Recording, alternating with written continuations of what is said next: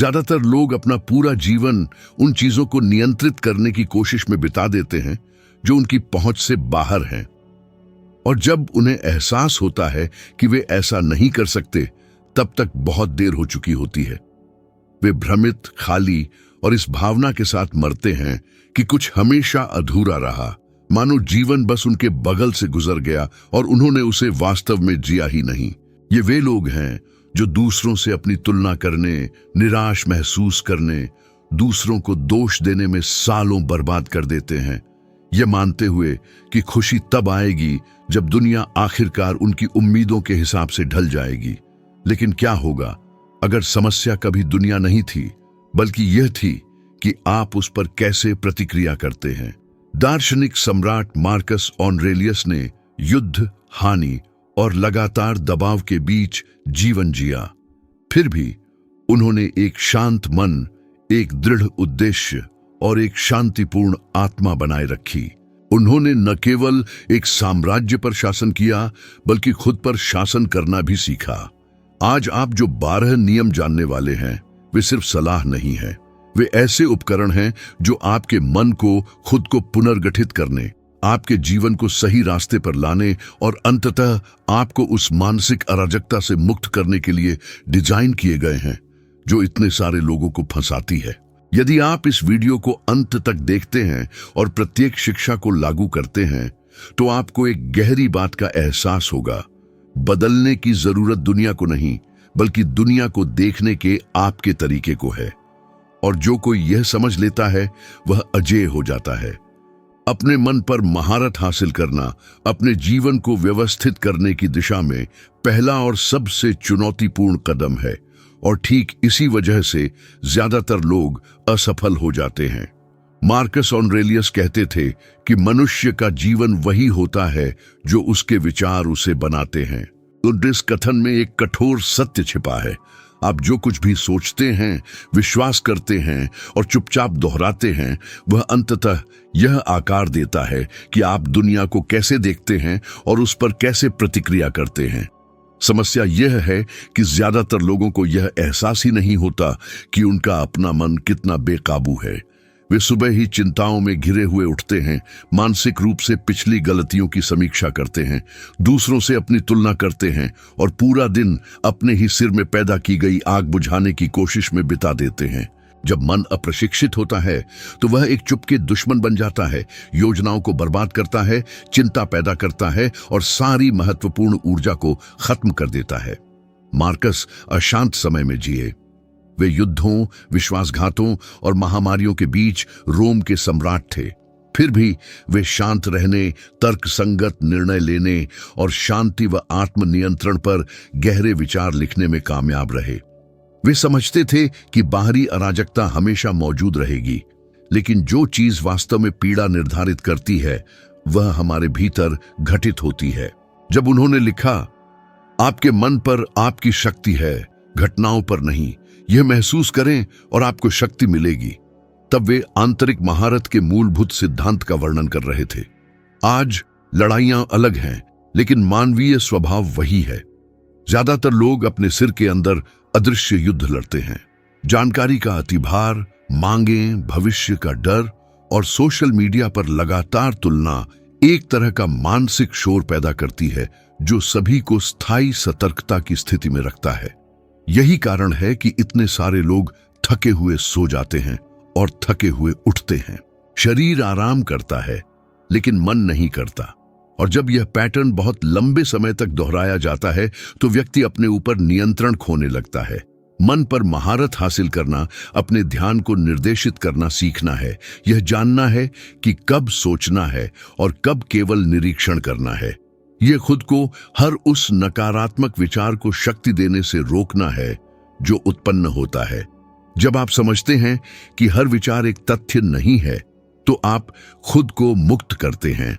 आपने कितनी ही बार खुद को ऐसे परिदृश्यों की कल्पना करते हुए पाया है जो कभी नहीं हुए, ऐसी चीज पर दुख झेलते हुए जो केवल आपके सिर में मौजूद थी। मार्कस इसे पूर्व नियोजित पीड़ा कहते थे, जो कल्पना से पैदा होने वाला दर्द है, न कि वास्तविकता से।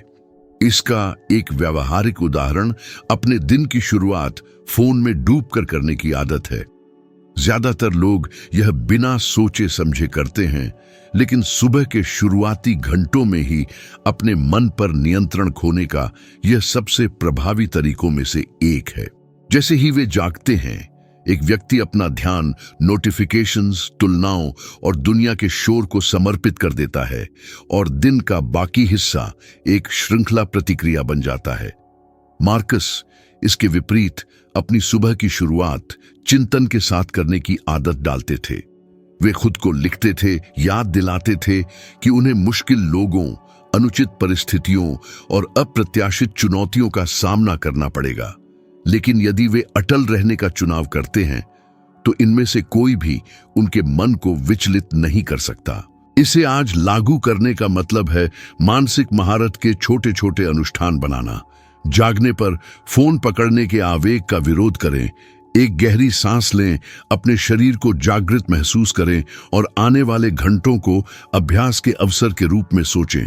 कल्पना करें कि दिन की हर चुनौती आपके आत्म नियंत्रण को मजबूत करने के लिए एक व्यायाम है। जब कोई आपको ट्रैफिक में परेशान करता है, जब काम भारी लगता है या जब कुछ उम्मीद के मुताबिक नहीं होता है, तो इसे भावनात्मक लचीलेपन की परीक्षा के रूप में देखें। खुद से पूछें, क्या यह मुझ पर निर्भर करता है? यदि नहीं, तो जाने देना ही तरीका है। यह एक सरल प्रश्न आपकी मानसिक स्थिति को पूरी तरह से पुनर्गठित करने की शक्ति रखता है।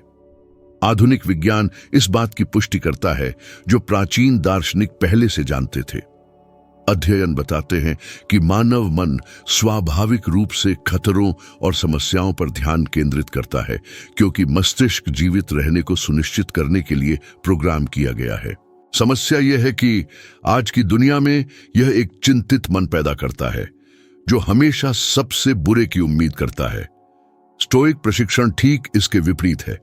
जो होता है उसे बिना आवेग के हावी होने दिए निरीक्षण करना, और जब मन स्वचालित रूप से प्रतिक्रिया न करना सीखता है तो उसे स्पष्टता, संतुलन और शक्ति मिलती है। ऐसे सार्वजनिक व्यक्तियों पर विचार करें जिन्होंने व्यक्तिगत त्रासदियों के बावजूद शांति बनाए रखने में कामयाबी हासिल की है। कीनू रीव्स एक उदाहरण है। उन्होंने अपने प्रियजनों को खोया, दुख का सामना किया, अपने जीवन को पूरी तरह से बदलते देखा, लेकिन उन्होंने कभी भी दुख को उन्हें कड़वा नहीं करने दिया। वे अनजाने या जानबूझकर उस स्टोइक सिद्धांत का अभ्यास करते हैं जिसमें जो नियंत्रित नहीं किया जा सकता उसे स्वीकार करना और अपरिहार्य का सामना करते हुए गरिमा बनाए रखना शामिल है। इस तरह की शांति कमजोरी नहीं है, यह शक्ति है। यह सब कुछ बिखरता हुआ लगने पर भी शांति में बने रहने की क्षमता है। दूसरी ओर ऐसे भी लोग हैं जो अपना मानसिक नियंत्रण खो देते हैं और अपने जीवन को बिखरते हुए देखते हैं। कितने ही प्रतिभाशाली, धनी या प्रसिद्ध लोग आंतरिक दबाव का सामना नहीं कर पाए और अंततः खुद को बर्बाद कर बैठे। यह दर्शाता है कि भौतिक सफलता आंतरिक महारत के बराबर नहीं है। सच्ची जीत तब है जब सब कुछ आपको असंतुलित करने की कोशिश करता है, तब भी आप केंद्रित रहते हैं। मन पर महारत का मतलब यह भी है कि दूसरों के सोचने से प्रभावित ना होना। मार्कस ने कहा था कि उन लोगों की प्रशंसा चाहना मूर्खता है जो यह भी नहीं जानते कि क्या अच्छा है या क्या बुरा है। जब आप बाहरी अनुमोदन पर निर्भर करते हैं तो आपका मन कभी शांत नहीं रहता। हर आलोचना एक घाव बन जाती है, हर प्रशंसा एक जरूरत। स्वतंत्रता तब शुरू होती है जब आप समझते हैं कि आपका मूल्य इस बात पर निर्भर नहीं करता कि दूसरे आपके बारे में क्या कहते हैं। इसका अभ्यास करने का एक सरल तरीका अवलोकन का दैनिक अभ्यास है। पूरे दिन अपने विचारों को ऐसे समझें जैसे वे बादलों की तरह गुजर रहे हों। बिना निर्णय के, बिना लगाव के निरीक्षण करें। जब गुस्सा उठे तो उस पर ध्यान दें, जब डर दिखाई दे तो उसे स्वीकार करें, और जब एक नकारात्मक विचार हावी होने की कोशिश करे तो खुद से कहें, यह केवल एक विचार है, यह वास्तविकता नहीं है। यह अभ्यास लगातार दोहराने पर आपकी मानसिकता को भीतर से बाहर तक पुनर्गठित करता है। मार्कस ऑरेलियस ने हानियों, युद्धों और विश्वासघातों का सामना किया, लेकिन उन्होंने इनमें से किसी भी चीज को अपनी आंतरिक शांति छीनने नहीं दिया। वे जानते थे कि मन जब प्रशिक्षित होता है तो अराजकता के खिलाफ एक ढाल होता है। जब आप इसे एक सहयोगी के रूप में उपयोग करना सीखते हैं तो आप पाते हैं कि स्वयं पर नियंत्रण से बढ़कर कोई शक्ति नहीं है, क्योंकि जो कोई अपने मन पर महारत हासिल करता है वह अपने भाग्य पर महारत हासिल करता है। दर्द आत्मा की सबसे सच्ची परीक्षा है।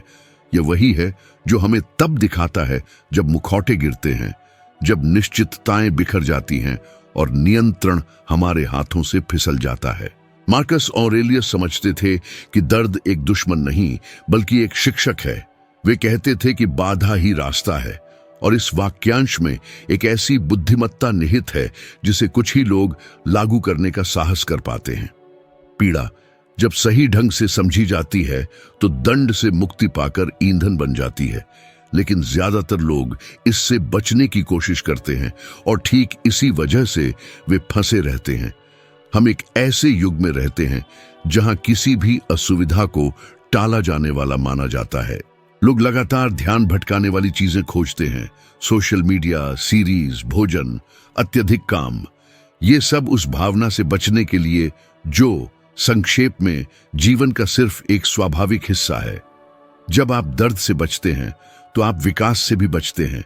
मन स्थिर होने लगता है और मानसिकता कमजोर हो जाती है। मार्कस ये जानते थे क्योंकि वे त्रासदियों और हानियों के बीच जिए। उन्होंने अपने बच्चों को खोया, विश्वासघात का सामना किया और एक साम्राज्य को महामारियों और युद्धों से खतरे में देखा। फिर भी उन्होंने अपने लेखन में दर्ज किया कि पीड़ा केवल एक धारणा है और हम चुन सकते हैं कि इसे कैसे देखना है। उन्होंने दर्द को ज्ञान में बदल दिया। आज जब कुछ गलत होता है तो सबसे आम प्रतिक्रिया शिकायत करना है। नौकरी खोना, रिश्ता खत्म होना, अस्वीकृति का सामना करना, इन सभी को दुनिया का अंत माना जाता है। लेकिन स्टोइकिज्म के लिए ये क्षण मनोवैज्ञानिक मजबूती के अवसर हैं। दर्द उन कमजोरियों को उजागर करता है जिन्हें दूर करने की आवश्यकता होती है। यह आपको अंदर देखने और उसका सामना करने के लिए मजबूर करता है जिसे आप आमतौर पर अनदेखा करते हैं। यह ऐसा है मानो जीवन का हर प्रहार आपके चरित्र को गढ़ता है, जैसे आग लोहे को गढ़ती है। कल्पना कीजिए कि कोई व्यक्ति अप्रत्याशित छांटनी का सामना कर रहा है। शुरुआती प्रतिक्रिया निराशा होती है, लेकिन अगर वह व्यक्ति अपना दृष्टिकोण बदलता है और इसे विकसित होने के आह्वान के रूप में देखता है तो कुछ बदलना शुरू हो जाता है। पीड़ित की भूमिका निभाने के बजाय वे खुद से पूछते हैं कि वे इससे क्या सीख सकते हैं, वे क्या सुधार सकते हैं और वे कैसे मजबूत होकर उभर सकते हैं। यह इसी तरह का रवैया है जो लचीले लोगों को जन्म देता है और यह सब पर लागू होता है।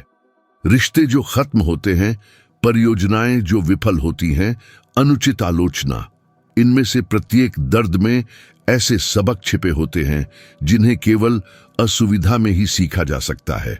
मार्कस ने लिखा था कि जो क्रिया को बाधित करता है वह क्रिया को आगे बढ़ाता है। जो रास्ते में खड़ा होता है वह रास्ता बन जाता है। यह अब तक लिखे गए सबसे शक्तिशाली पाठों में से एक है। वह बाधा जो आज आपको रोके हुए लगती है वही हो सकती है जो आपको आगे आने वाली चीजों के लिए तैयार करती है। जो लोग इस अवधारणा को समझते हैं वे कठिनाइयों का सामना करने पर निराश नहीं होते। इसके बजाय वे उनका अध्ययन करते हैं, उनसे सीखते हैं और उन्हें सीढ़ी के रूप में उपयोग करते हैं। आधुनिक विज्ञान इस सिद्धांत की पुष्टि करता है। लचीलेपन पर हुए शोध बताते हैं कि जो व्यक्ति विपरीत परिस्थितियों का अनुभव करते हैं और उनसे निपटना सीख जाते हैं, वे उन लोगों की तुलना में मानसिक रूप से अधिक मजबूत हो जाते हैं जिन्हें कभी किसी कठिनाई का सामना नहीं करना पड़ा। दर्द मस्तिष्क को ढलना सिखाता है, समाधान ढूंढना सिखाता है और भावनात्मक संतुलन को बढ़ावा देता है। दूसरे शब्दों में, आप जितनी अधिक चुनौतियों का सामना करते हैं उतने ही अधिक तैयार होते जाते हैं। माइकल जॉर्डन के उदाहरण पर विचार करें।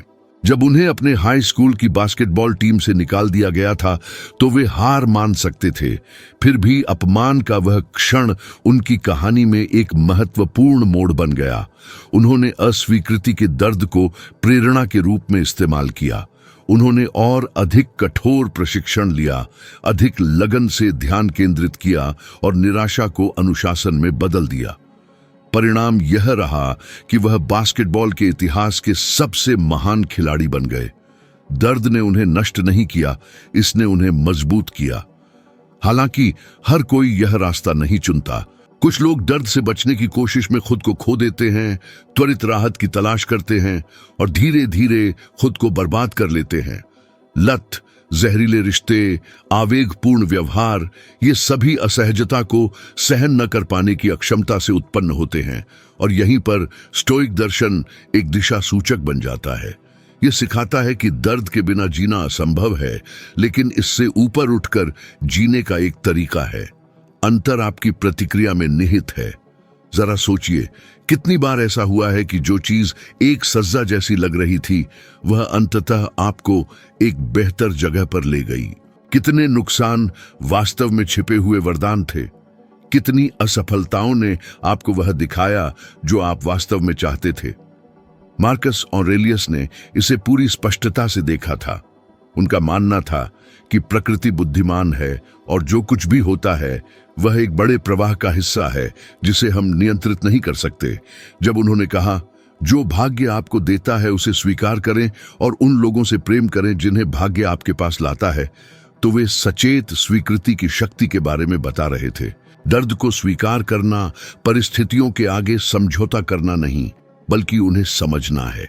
यह समझना है कि हर चीज का एक उद्देश्य होता है, भले ही वह तुरंत दिखाई न दे। यह समझ एक प्रकार की आंतरिक शांति को बढ़ावा देती है जिसे कोई भी बाहरी स्थिति तोड़ नहीं सकती।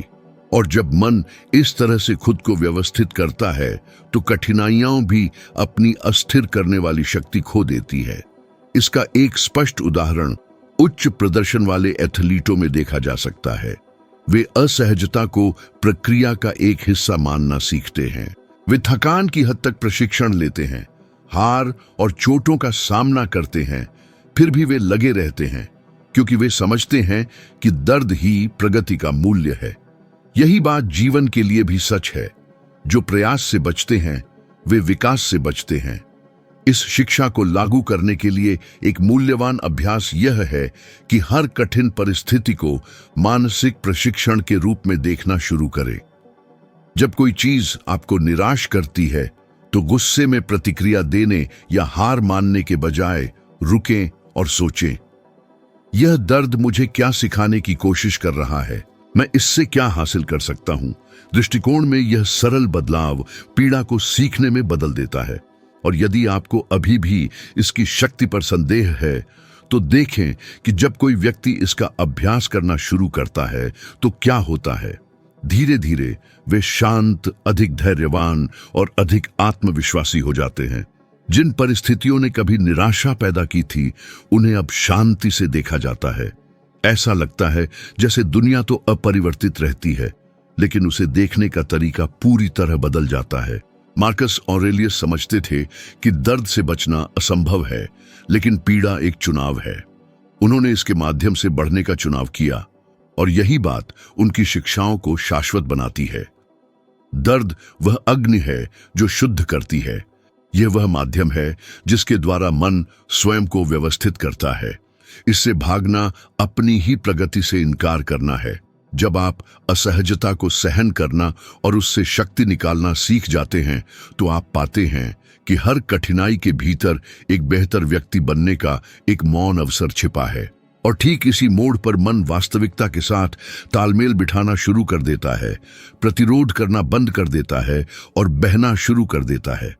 इसी संतुलन में सच्ची शांति का जन्म होता है। उद्देश्य के साथ जीना मानव अस्तित्व के सबसे चुनौतीपूर्ण और साथ ही सबसे मुक्तिदायक कार्यों में से एक है। अधिकांश लोग स्वतः पायलट पर जीते हैं, घटनाओं पर प्रतिक्रिया करते हैं, पैटर्न दोहराते हैं और इसे जीवन कहते हैं। वे प्रवाह के साथ बहते हैं, कर्तव्य के कारण काम करते हैं, आराम की तलाश करते हैं, लेकिन शायद ही कभी रुककर खुद से पूछते हैं कि वे वास्तव में यहां क्या कर रहे हैं। मार्कस ऑरेलियस समझते थे कि बिना उद्देश्य के जीना हमारे पास मौजूद सबसे कीमती समय को बर्बाद करना है। उन्होंने कहा, ऐसा कार्य न करें जैसे कि आप 10,000 साल तक जीने वाले हों। मृत्यु आपके ऊपर मंडरा रही है। जब तक आप जीते हैं, जब तक संभव है, अच्छे बने। यह कथन एक शक्तिशाली अनुस्मारक है। समय सीमित है और यही परिमितता है जो हमें यह जानने के लिए जगाना चाहिए कि वास्तव में क्या मायने रखता है। मनुष्य आसानी से विचलित हो जाते हैं। छोटी छोटी रोजमर्रा की तात्कालिकताएं विशाल बन जाती हैं, जबकि जो वास्तव में महत्वपूर्ण है वह मन के किसी कोने में भुला दिया जाता है। यही कारण है कि इतने सारे लोग वह मौन खालीपन महसूस करते हैं, भले ही उनके पास सब कुछ प्रतीत होता हो। वे सुबह जल्दी उठते हैं, काम करते हैं, उपभोग करते हैं, खुद को विचलित करते हैं, लेकिन अंदर ही अंदर वे जानते हैं कि कुछ गायब है। वह कुछ अर्थ है।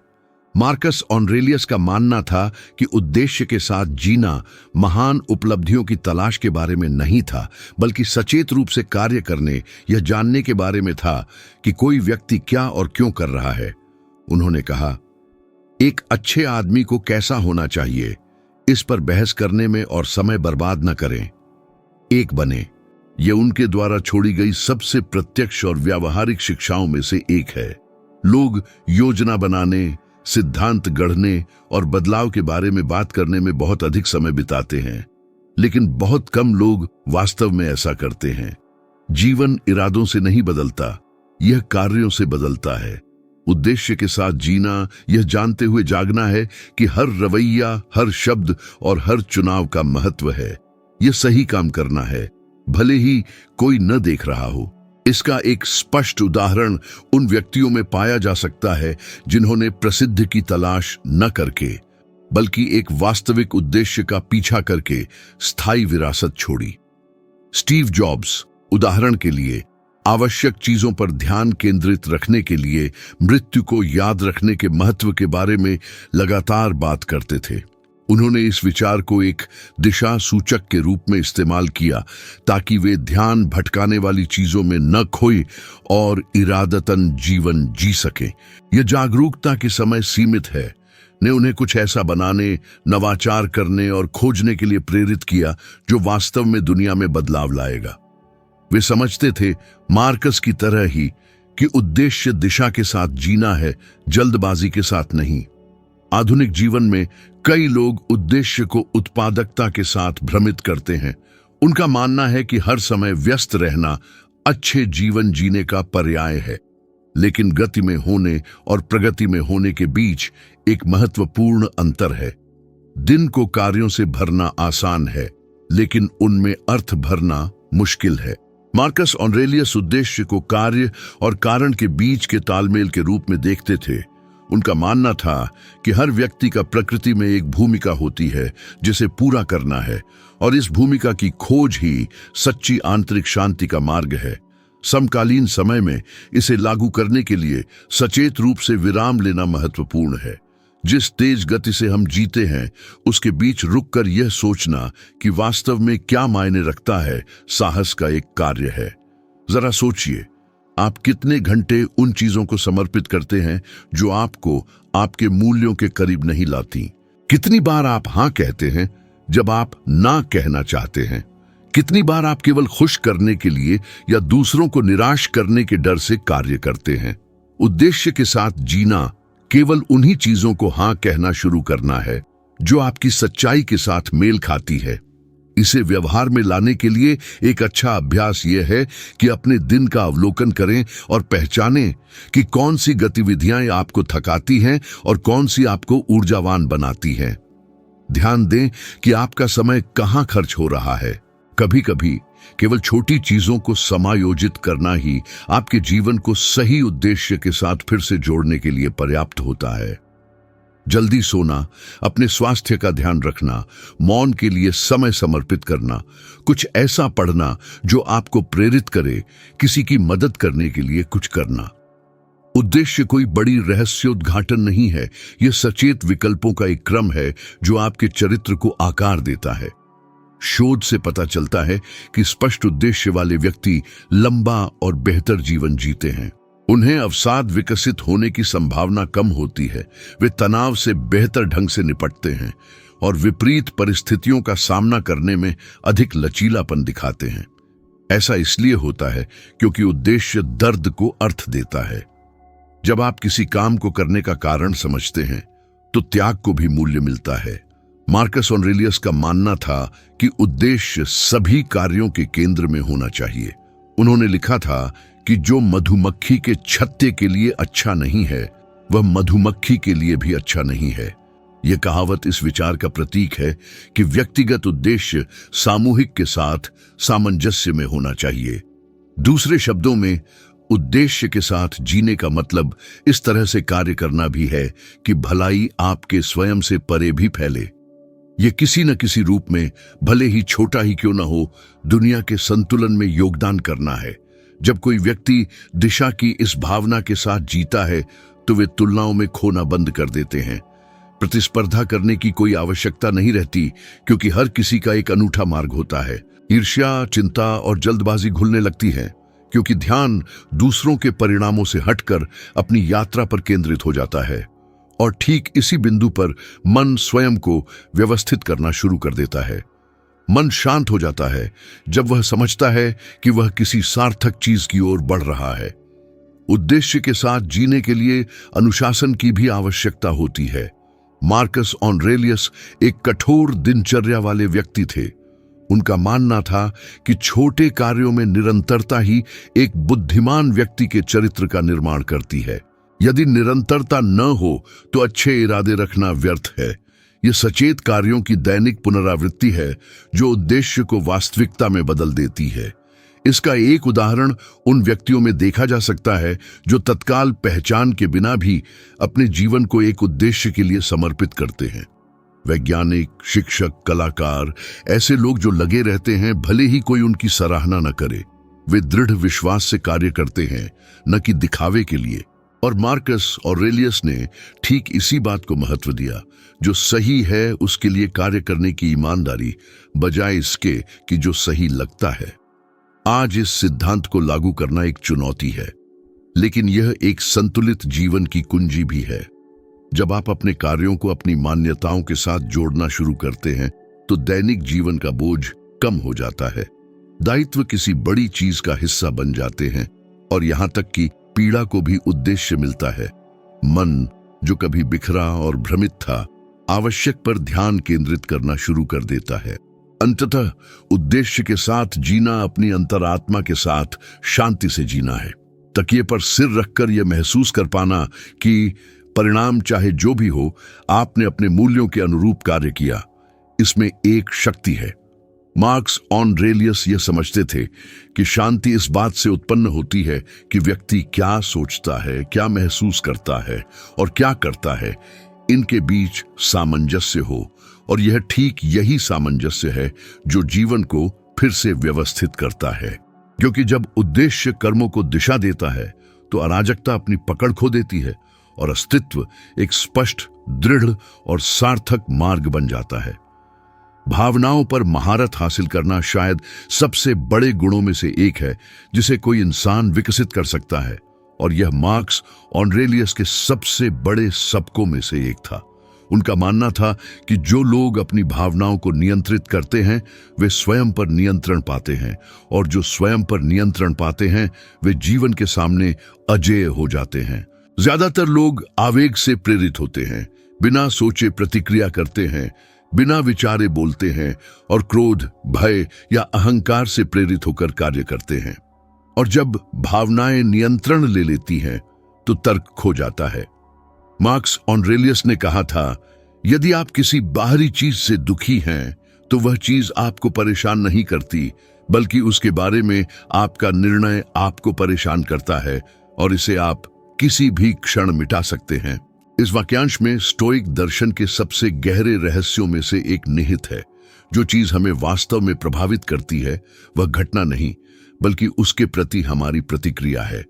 कल्पना कीजिए एक ऐसे व्यक्ति की जो देर से उठता है, ट्रैफिक में फंस जाता है, काम पर एक अनुचित आलोचना प्राप्त करता है और चिड़चिड़ा होकर घर लौटता है, अपना बुरा मूड निर्दोष लोगों पर निकालता है। यह ऐसे व्यक्ति का एक उत्कृष्ट उदाहरण है जो अपनी भावनाओं को नियंत्रित नहीं कर पाता। जीवन हमेशा ऐसी परिस्थितियां प्रस्तुत करेगा जो हमारे नियंत्रण से बाहर होंगी, लेकिन हम उनके प्रति कैसे प्रतिक्रिया करते हैं, यह एक चुनाव है। मार्क्स ऑरेलियस समझते थे कि आत्मनियंत्रण ही बुद्धिमान व्यक्ति को आम व्यक्ति से अलग करता है। वे जानते थे कि बाहरी दुनिया अप्रत्याशित है, लेकिन मन को स्थिर रहने के लिए प्रशिक्षित किया जा सकता है, भले ही सब कुछ बिखरता हुआ प्रतीत हो। भावनाओं को नियंत्रित करने का मतलब उन्हें दबाना नहीं है, इसका मतलब है कार्य करने से पहले उन्हें समझना। यह घुमावदार सड़क पर गाड़ी चलाना सीखने जैसा है। आप रास्ते को नियंत्रित नहीं कर सकते, लेकिन आप स्टीयरिंग व्हील को नियंत्रित कर सकते हैं। उदाहरण के लिए, जब क्रोध उत्पन्न होता है तो उसे पहचानना, सांस लेना और यह तय करना संभव है कि उसे अपने कार्यों को निर्देशित न करने दें। मार्क्स ऑरेलियस ने संतुलन बनाए रखने के एक तरीके के रूप में लगातार स्वयं को इसके बारे में लिखा। उन्होंने कहा, सबसे अच्छा बदला यह है कि आप उस व्यक्ति जैसे न बने जिसने आपको चोट पहुंचाई है। दूसरे शब्दों में, हमें मिली उसी नकारात्मक ऊर्जा के साथ प्रतिक्रिया न देना ही हमें वास्तव में मुक्त करता है। इसका एक व्यावहारिक उदाहरण व्यक्तिगत संबंधों में देखा जा सकता है। कितनी ही बार कोई ऐसी बात कह देता है जो हमें ठेस पहुंचाती है और बिना सोचे समझे हम आक्रामक तरीके से जवाब दे देते हैं। बाद में हमें पछतावा होता है, लेकिन तब तक बहुत देर हो चुकी होती है। भावनात्मक नियंत्रण इस तरह की गलती को रोकता है। जब आप प्रतिक्रिया करने से पहले अवलोकन करना सीख जाते हैं तो क्रोध अपनी शक्ति खो देता है। अक्सर चुप्पी किसी भी शब्द से ज्यादा शक्तिशाली प्रतिक्रिया बन जाती है, और यह भावनात्मक महारत कमजोरी का नहीं बल्कि शक्ति का प्रतीक है। विस्फोट करने की तुलना में शांत रहना कहीं अधिक साहस लेता है। मार्क्स ऑरेलियस युद्धों, विश्वासघातों और तीव्र राजनीतिक संकटों के बीच रहते थे, फिर भी उन्होंने शांति से शासन किया, हमेशा निष्पक्षता और संतुलन से कार्य करने की कोशिश करते थे। वे जानते थे कि भावनाओं से अभिभूत एक नेता सही निर्णय लेने में अक्षम होता है, और यह बात रोजमर्रा के जीवन पर भी लागू होती है। एक माता पिता जो अपने बच्चों के साथ नियंत्रण खो देते हैं, एक बॉस जो अधीनस्थों पर अपनी निराशा निकालता है, एक साथी जो ईर्ष्या के कारण कार्य करता है, ये सभी उदाहरण दर्शाते हैं कि भावनात्मक नियंत्रण की कमी कैसे संबंधों, अवसरों और यहां तक कि आत्मसम्मान को भी नष्ट कर देती है। भावनाओं पर महारत को मजबूत करने के लिए निरंतर अवलोकन आवश्यक है। तुरंत प्रतिक्रिया करने के बजाय उत्तेजना और प्रतिक्रिया के बीच एक जगह बनाना आवश्यक है। उसी जगह में स्वतंत्रता निहित है। क्या करना है, क्या कहना है और विशेष रूप से क्या नहीं करना है, यह चुनने की स्वतंत्रता। मार्क्स ऑरेलियस ने कहा, आपके मन पर आपका नियंत्रण है, बाहरी घटनाओं पर नहीं। इस बात को समझें और आपको शक्ति मिलेगी। यह धारणा चुनौतियों से निपटने के हमारे तरीके को बदल देती है। तनावपूर्ण परिस्थितियों में, उदाहरण के लिए, जब कुछ योजना के अनुसार नहीं होता तो हताशा और क्रोध महसूस करना आम बात है, लेकिन स्टोइक वह सीखता है जो बदला नहीं जा सकता, उसे स्वीकार करना और केवल वही करना जो उसकी पहुंच में है। यदि कोई व्यक्ति अपनी नौकरी खो देता है तो वह निराशा में डूबना चुन सकता है या स्थिति को नए सिरे से शुरुआत करने के लिए एक प्रेरणा के रूप में उपयोग कर सकता है। एक और दूसरे के बीच का अंतर घटना में नहीं, बल्कि मन उसके प्रति कैसे प्रतिक्रिया करता है, इसमें है। भावनात्मक नियंत्रण विकसित करने के लिए एक व्यावहारिक अभ्यास दैनिक आत्मचिंतन है। सोने से पहले अपने दिन पर पीछे मुड़कर देखें और खुद से पूछें कि आपने किन पलों में नियंत्रण खोया और क्यों। यह निरंतर आत्मविश्लेषण जिसमें मार्क्स ऑरेलियस अपने लेखन में लगे रहते थे, पैटर्न को पहचानने और स्वचालित प्रतिक्रियाओं को कमजोर करने में मदद करता है। समय के साथ आप महसूस करते हैं कि भावनाएं हावी होना बंद कर देती हैं और संकेतों के रूप में काम करना शुरू कर देती है। उदाहरण के लिए, क्रोध इंगित करता है कि किसी चीज पर ध्यान देने की आवश्यकता है, भय कि किसी चीज की तैयारी की आवश्यकता है, दुख कि किसी चीज को समझना और ठीक करना है। जब आप भावनाओं को इस तरह से पढ़ना सीख जाते हैं तो वे दुश्मन होना बंद कर देती हैं और सहयोगी बन जाती है। भावनात्मक नियंत्रण मानसिक स्वास्थ्य के संरक्षण के लिए भी आवश्यक है। आधुनिक अध्ययन दर्शाते हैं कि तनाव पर आवेगपूर्ण प्रतिक्रिया करने वाले लोगों में चिंता का स्तर अधिक होता है और वे तेजी से बर्नआउट के शिकार होते हैं। जो लोग विपरीत परिस्थितियों में शांत रहते हैं, हालांकि वे अधिक लचीलापन और मानसिक स्पष्टता विकसित करते हैं। ये उस बात को पुष्ट करता है जो मार्क्स ऑरेलियस लगभग 2000 साल पहले ही जानते थे कि एक प्रशिक्षित मन दुख के खिलाफ सबसे बड़ी ढाल है। तीव्र भावनाएं महसूस करना अपरिहार्य है। हम सभी ऐसी परिस्थितियों से गुजरते हैं जो हमें असंतुलित कर देती हैं। अंतर इस बात में निहित है कि हम उनमें कितने समय तक फंसे रहते हैं। भावनात्मक नियंत्रण दुख को खत्म नहीं करता, लेकिन इसे एक चक्र बनने से रोकता है। जब आप यह समझ जाते हैं कि आप दूसरों के व्यवहार को नियंत्रित नहीं कर सकते, लेकिन आप अपने स्वयं के व्यवहार को नियंत्रित कर सकते हैं, तो आप यह महसूस करना शुरू कर देते हैं कि कोई भी बाहरी उकसावा आप पर वास्तविक शक्ति नहीं रखता। आधुनिक जीवन को इस तरह के विवेक की पहले से कहीं अधिक आवश्यकता है। हम निरंतर उत्तेजनाओं, विचारों और दबावों से घिरे रहते हैं। परेशान होना, खुद की तुलना करना या सोशल मीडिया टिप्पणियों को हमें प्रभावित करने देना आसान है, लेकिन जैसा कि मार्क्स ऑरेलियस ने सिखाया, आत्मा अपने विचारों के रंग में रंग जाती है। दूसरे शब्दों में, आप अपने भीतर जिसे पोषित करते हैं वही आपकी वास्तविकता को आकार देता है। शांत रहना एक दैनिक चुनाव है और इसके लिए अनुशासन की आवश्यकता होती है। यह अपने दृष्टिकोण को प्रशिक्षित करने के बारे में है, ताकि चीजों को वैसे ही देखें जैसे वे हैं, न कि वैसे जैसे अहंकार उन्हें देखना चाहता है। समय के साथ यह आत्मनियंत्रण स्वाभाविक हो जाता है। आप यह महसूस करना शुरू कर देते हैं कि कोई भी बाहरी चीज आपकी शांति चुराने की पर्याप्त शक्ति नहीं रखती, कि शांति भीतर से आती है और कोई भी आपकी सहमति के बिना इसे नहीं छीन सकता। भावनाओं को नियंत्रित करना कुछ लोगों के लिए आरक्षित उपहार नहीं है। यह एक ऐसा अभ्यास है जिसे कोई भी विकसित कर सकता है, और जब यह महारत हासिल हो जाती है तो जीवन पूरी तरह से बदल जाता है। क्योंकि जैसा कि मार्क्स ऑरेलियस ने सिखाया, जो लोग तूफान के बीच अपने मन को स्थिर रख सकते हैं, वे न केवल उसमें जीवित रहते हैं, बल्कि शांति और ज्ञान के साथ अराजकता से गुजरना भी सीख जाते हैं। यदि इनमें से कोई भी बात आपके मन को छू गई, यदि किसी भी क्षण आपको लगा कि यह वीडियो सीधे आपकी भावनाओं से जुड़ा है, तो कृपया इसे किसी ऐसे व्यक्ति के साथ साझा करें जिसे आपको लगता है कि आज यह सुनने की जरूरत है। कभी कभी एक साधारण विचार पूरे जीवन की दिशा बदल सकता है।